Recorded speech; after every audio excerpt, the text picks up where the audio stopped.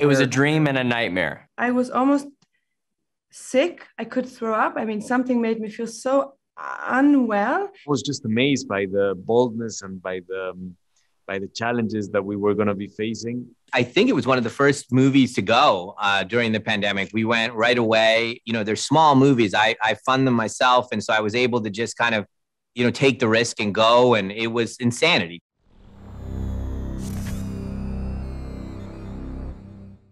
Wow. Okay. So this movie, I had to sit and stare at the screen in the theater, and I was like this going, what did I just see? I read you kind of had that similar reaction when you first read the script. Is that true?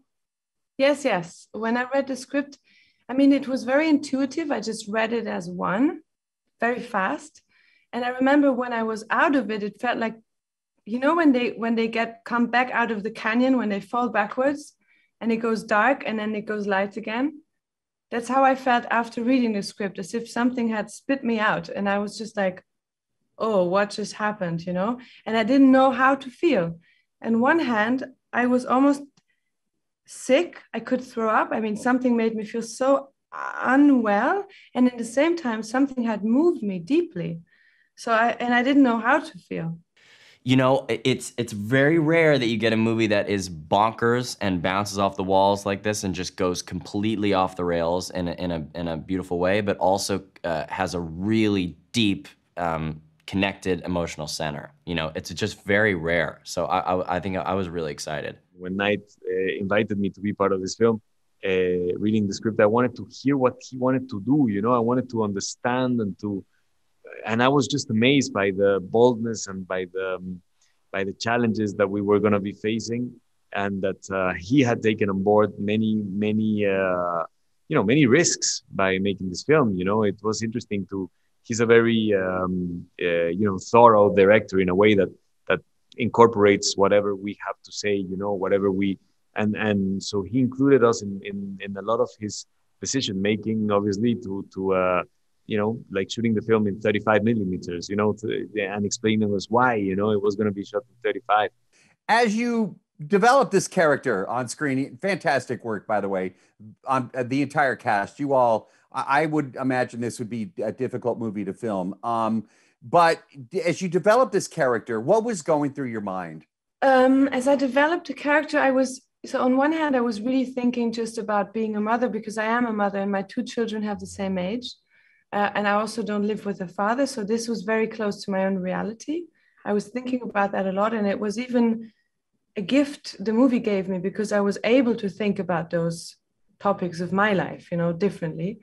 And then I was thinking of the aging, as you say, also. I was really trying to follow the aging of the person and imagining people I know in the different age stages and try to copy maybe their physicality or whatever I felt as the energy of someone getting older. It may have affected my personal life more than any other movie has in the past, in that I'd say the months leading up to it, you know, I got really deep into my childhood and went back and saw all the photo albums and the things and the audio recordings and my little high voice and refinding where I was at that time was really traumatic and also really fun, and also it had a degree of narcissism that I wasn't comfortable with. And so it was a odd combination of things. And so I think it affected the people around me. Some days I'd be running around and they were like, man, you're really hyper right now. I'm like, yeah, I guess I am. I'm kind of tapped into that. So I think in that way, it affected everybody in my life. I mean, my poor family. No spoilers in this interview, but I know that weird things happen to you all, and but you filmed on a beach. So, I mean, tell me what that was like as far as like wardrobe. Did you get to wear shorts all the time? You know, beach attire? Was it hot? Tell me everything. Okay, so I mean, you come from Texas, so you know about the heat. And it was very uncomfortable, of course, because we had to be quick and we had to shoot everything we could in as little time as we could, like usually. And so we were stuck on that beach and we really were there like the entire day. So the entire day, everyone, the whole crew, all the actors were always there in the heat, mostly in the sun because the scenes are happening out in the open. Sometimes we got a bit of shade. I remember we had a cooling tent, but it was never cool. So it was very, they were actually stressful. I mean, the weather was really getting on our nerves, which I think then was good for the movie. For me, actually, it was quite comfortable, actually, because we were barefoot for 3 months. We were, with the same costume, which is fantastic, not to change that much. And each costume was according to be on the beach, and everything. And yeah, sometimes it was the sun was very, very strong. Sometimes the tides, that was a bit problematic sometimes, that we had to kind of get used to that. But at the same time, it is not, I don't see it as a biggest feat of humans. We overcome nature. No, on the contrary, actually we incorporated everything that nature gives us into the film. And yeah, there's no, I mean, we managed to make the film and using those limitations as a main source of creativity. I mean, it's fantastic when that happens. It was a dream and a nightmare. I mean, if you've seen the movie, I don't really have much wardrobe. I'm wearing a skimpy little bathing suit the whole time. I'm basically naked this whole movie. I just was wearing like a little tiny little bathing suit the entire movie. So that was very interesting, but I found that it was a absolute heaven dream and then an absolute nightmare. It'd be both. It would be one day it's sunny and gorgeous and we'd go swimming in between takes and it felt like we do not deserve this. And then other days the entire set would be washed away by the ocean. And I feel that that's kind of what this movie is. It goes back and forth between this gorgeous dream and then this nightmare. I love the fact that people watching this right now are going, they're turning, they're back to their TV and going, wait a minute, the guy's naked in the movie. Alex, I think you just sold some tickets to the movie. So I know. That was my intention. I know. Tickets for the wrong reasons. Everybody in Houston is running out. We just got to running out. They're giving their tickets back. They're like, no, they're not. Guy's naked. They're pawning it off. They're selling them on eBay. Ooh. No, they're not, man. No, they're not. They're ready to get. They're ready to see this amazing.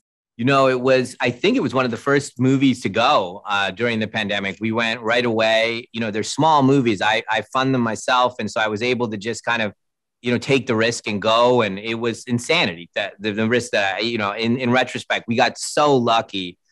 We ended up having to shoot it in the Caribbean during the hurricane season.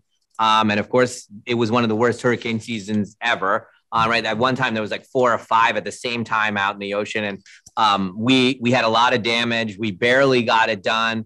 The beach kept eroding away and coming back. And it was just a real complicated endeavor to pull this off. And especially, it's a movie that takes place in one day. And so you're shooting over a couple months. And so every day you're shooting a little bit of the morning, a little bit of the midday story, and a little bit of the late day story. Every single day you have to shoot a different part of the script. It's a very complicated endeavor, but we did it so that the actors would be out there in this beautiful location and they were really feeling the sun and the ocean. And it worked out really well at the end. In this film, time kind of gets completely shaken, and time being the biggest and the most essential common denominator in human existence, all of a sudden the characters have to react with what they know, what they have, according to the circumstances, and that is very complicated to imagine. Yeah. So and we had a lot of limitations, which the limitations are the source of creativity as well. All right. Last question for you, my friend. What is it like to work with the amazing, the greatest, I think, of all time, the GOAT, M. Night Shyamalan? I mean, you worked with him, as your director. What is that like? Well, I'd say that I've talked a lot about that he is kind of the auteur of our time. He has made the most interesting, fascinating, horrifying, beautiful movies of the past, 30 years? I mean, he's just the gift that keeps on giving. But more than that, I will say that I think I formed a really, really special friendship with him. And I just interviewed him at Tribeca and did a whole retrospective on his work. And I felt very honored to be the person he chose for that. And I felt, something that not a lot of people know is through all this darkness and the precision of his work, whatever, he'd have these parties at his house where he'd invite the whole cast, and he just wanted to host it. He'd be alone just watching everybody having a good time. And I always saw him as like a Gatsby figure. And I'm just lucky, I'm beyond lucky that I got to work with him, and I'm more lucky that I get to know him as a friend. Something I have never asked you in the times that I've talked with you in the past, and I was thinking about this movie as I'm watching it on the big screen, by the way, inside a theater. Thank you, M. Night. Oh my gosh, it was awesome to be inside a theater. But I've never asked you this. What does this film mean to you personally? Well, each one is a little bit of what I'm struggling with at the time. And I think for me, this movie is about my relationship to time, or all of our relationships to time, and how much we're always trying to outrace it.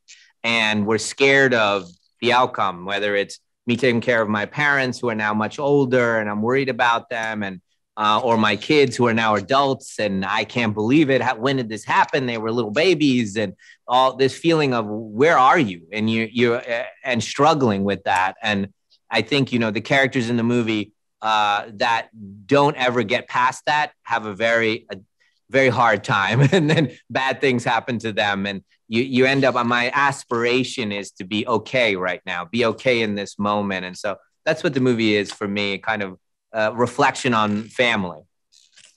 Thank you for that. Thank you for your time. Excellent film. I thoroughly enjoyed it. My mom is listening to the right. She was in the theater with me. Loved it. Thank you so much. Hi, Mom. Mom, say hi. She loves movies. She loves your work, dude. So do I. Hey, I know you're busy. Thanks again. Great to see you. Look amazing. Good job. Take care, brother.